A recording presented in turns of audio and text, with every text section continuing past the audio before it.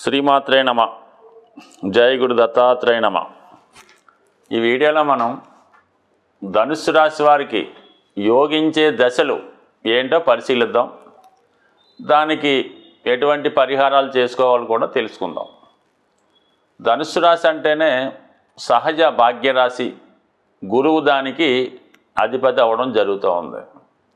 అయితే ఈ రాశి వారికి గురు మహాదశే జీవితంలో నిలబెట్టడం జరుగుతూ ఉంటుందన్నమాట. అంతకుముందు జరిగినటువంటి రాహు మహాదశ 16 సంవత్సరాలు 18 సంవత్సరాలు చాలా స్ట్రగుల్ పెడుతుంది. అంటే అనేక రకాల మలుపులు తిరిగి గురు స్టార్ట్ అవుతుంది. కాబట్టి మరి ఈ ధనుసు రాశి వారు గురు మహాదశలో చాలా వరకు యోగిస్తుంది.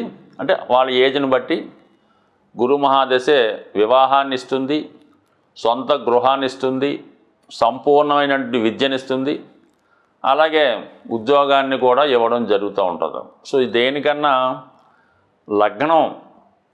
లగ్నాధిపతి బలంగా ఉంటూ ఆ లగ్నాధిపతి దశ వచ్చినప్పుడు జాతకుడికి ఈ సౌకర్యాలన్నీ రావడం జరుగుతూ ఉంటుంది. అంటే అతను జాతక పీఠిక మీద ఏదైతే ఇవ్వడం జరిగిందో ఇవన్నీ కూడా గురు మహాదశలో జాతకుడు పొందడం జరుగుతుంది. అందువలన ఏంటంటే ఈ రాశి వారికి ఇది నెంబర్ 1గా ఉంటుంది. దాని తర్వాత ఏంటంటే కుజుడు.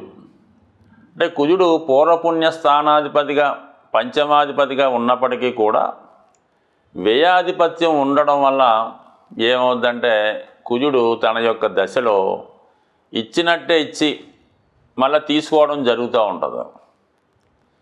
ఇక తన యొక్క సరదాల కోసమో ఎంటర్టైన్మెంట్ కోసమో పిల్లల్ని చదివించడానికో ఏదో విధంగా తన యొక్క ఆనందం కొరకు ధనాన్ని ఖర్చు పెట్టి దానివల్ల వ్యయభావం కూడా ఉండడం వల్ల అది వృధాగా పోవడం జరుగుతూ ఉంటుంది అన్నమాట. అంటే కొన్ని తప్పనిసరి ఖర్చులు ఉన్నప్పుడు కూడా మొత్తం మీద ఈ కుజుడు మాత్రం జాతకుడిని కొద్దిగా పైకి తీసుకెళ్ళినట్టే తీసుకెళ్ళి మళ్ళీ స్ట్రగుల్ పెట్టడం జరుగుతూ ఉంటుంది. అంటే ఏదన్నా మనకి ఒక దశ యోగించాలంటే ఆ దశానాథుడికి ఏ విధంగా కూడా 12వ భావంతో కానీ 8వ భావంతో కానీ సంబంధం ఉండకూడదు. అంటే కొన్ని సందర్భాల్లో ఆరో భావం అటు ఇటుగా ఉన్నప్పటికీ కూడా ఇది 12వ భావం అనేది కంపల్సరిగా వ్యయాన్ని, నష్టాన్ని, ఖర్చుల్ని ఇవ్వడం జరుగుతూ ఉంటుంది. ఇతరుల మీద ఆధారపడడం ఇవన్నీ అంటే జీవితంలో వ్యయభావం కొంతమందికి బాగా ఉపయోగపడుతుంటుంది.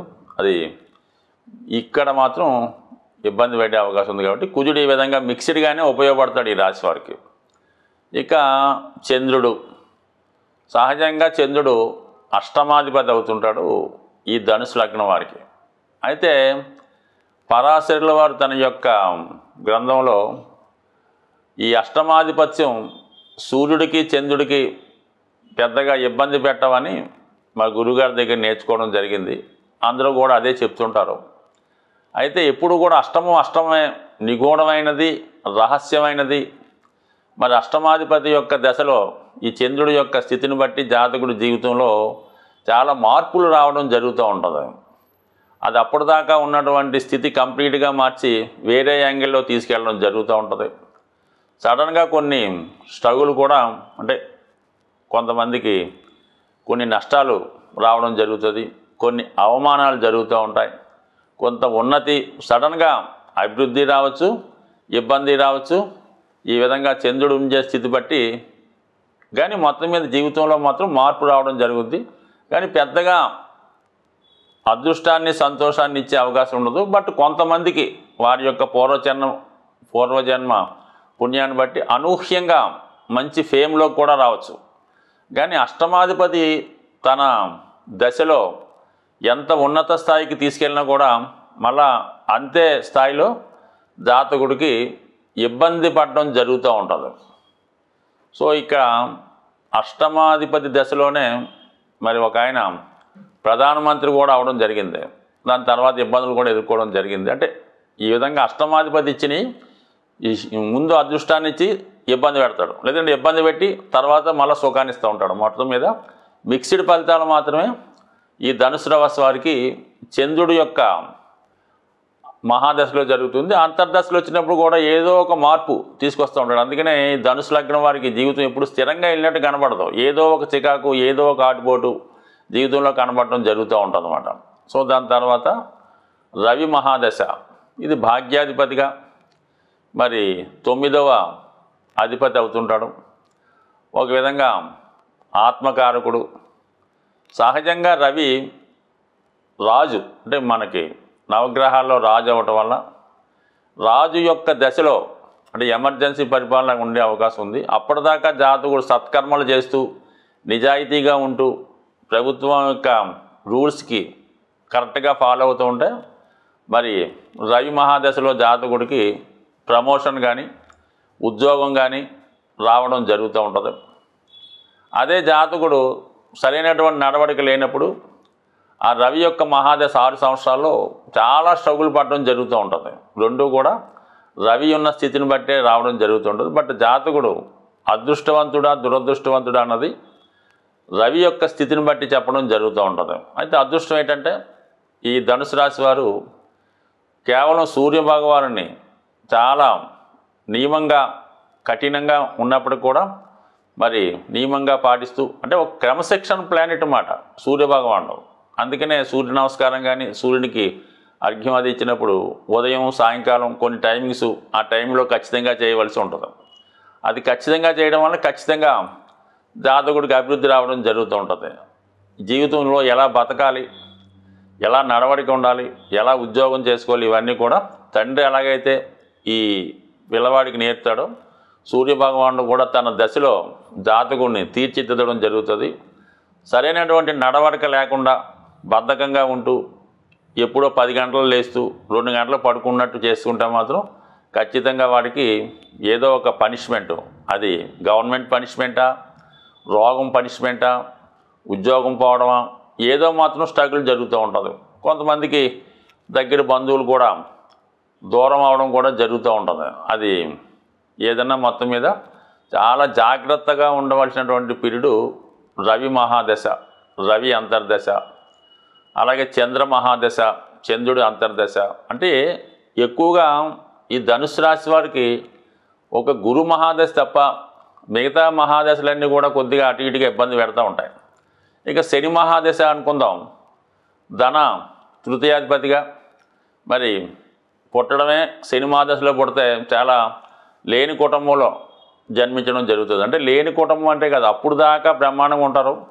ఈ పిల్లవాడు పుట్టే టైంకి మొత్తం ఆస్తి అంతా అయిపోయి ఉంటుంది అనమాట. అటువంటి కుటుంబంలో జన్మిస్తూ ఉంటాడు అనమాట. నిజంగా పేద కుటుంబంలో అయితే ఓకే, నిజంగా ఉన్నత కుటుంబంలో పుడితే ఓకే. కానీ బాగా బతికి ఒకేసారి నష్టపోయినటువంటి కుటుంబంలో జన్మించడమే జాతకుడికి దురదృష్టం. అంటే అటువంటి కుటుంబంలో జన్మిస్తాడు. ఇంచుమించు బాల్యం అంతా కూడా చాలా ఇబ్బందులు ఎదుర్కోవడం జరుగుతుంది శని మహాదశలో. అయితే జీవితంలో ఎలా బతకాలి అన్నది నేర్పుతాడు. తర్వాత జీవితం అంతా కూడా బ్రహ్మాండంగా ఉండదు. అంటే శని మహాదశ బాల్యంలో వస్తే ఇంచుమించుగా ఆ దశ అయిపోయిన తర్వాత తనకు తానే బతికే ప్రయత్నం చేయడం జరుగుతుంది. ఇక శుక్ర మహాదశ షష్ఠ లాభాధిపతిగా చిన్న పొరపాటుకి పెద్ద శిక్ష విధించడం జరుగుతూ ఉంటుంది. పొరపాటుని ఏదన్నా ఒక బలహీనతలోకి దిగేయడం జీవితాంతం అది పట్టుకొని వదలన్నమాట. అది ఏదైనా వ్యసనం అవ్వచ్చు, ఏదైనా అప్పు చేయడం కూడా కావచ్చు. అది జీవితాంతం దాన్ని పట్టుకోదలరు. ఒక సినిమా వ్యసనం అవ్వచ్చు, ఇంకొక స్త్రీ వ్యామోహంలో పడవచ్చు, లేదంటే ఇంకొక మోజులో పడవచ్చు. ఈ విధంగా జీవితాంతం దానికోసమే పాటుపడుతూ వేరే వ్యాపకం లేకుండా మొత్తం అంతా ఈ శుక్ర మహాదశ అంతా కూడా జాతకుడిని ఆ విధంగా భ్రష్టుని చేస్తుందన్నమాట.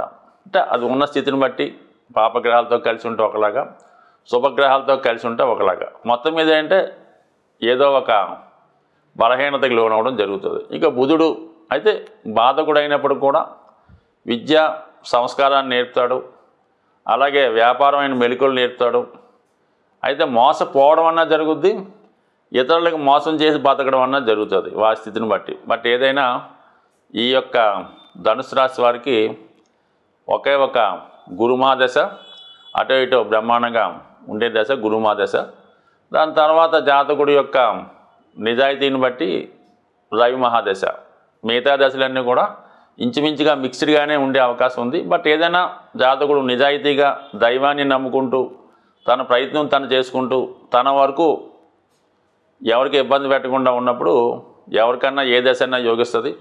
ఎక్కువగా ఈ రాశి వారికి భగవంతుడు బేగా అనుగ్రహిస్తూ ఉంటాడు ఈ ధనుసు రాశి వారికి. కాబట్టి ఎక్కువగా సూర్యభగవాన్ని పూజించుకోవడం, అలాగే మరి వృత్తికి దశమ స్థానానికి బుధుడైనటువంటి ఆ విష్ణుమూర్తి ఆరాధన వల్ల, విష్ణు సహస్రనామ పారాయణ వల్ల చాలా వరకు ఈ రాశి వారికి ఇబ్బందులు లేకుండా హ్యాపీగా ఉండే అవకాశం ఉంటుంది. స్వస్తి.